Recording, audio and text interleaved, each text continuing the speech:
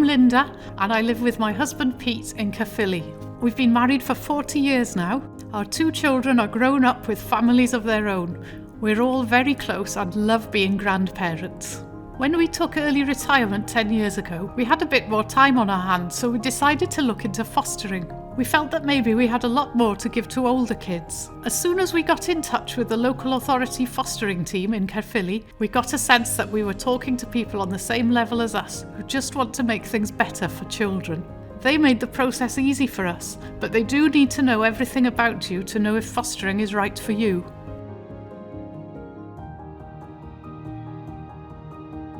Not long after we started, we welcomed a young girl, Evie, into our home. She was 12 when she arrived.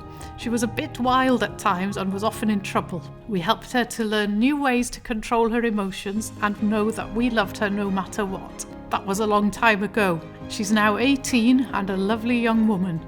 She's in university and has a part-time job, but always comes back home for holidays. It won't be long before she's standing on her own 2 feet.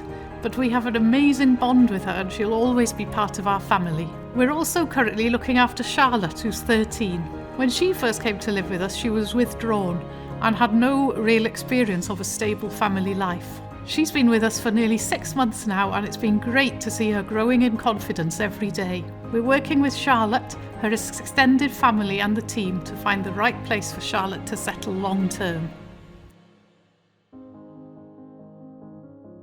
We love fostering with the local authority team. You really feel like you're part of a community. We've met people like us and it feels so rewarding. There are other foster carers that we can turn to for advice when we need it, and so much training and support from the team at Caerphilly. It's given us a new lease of life.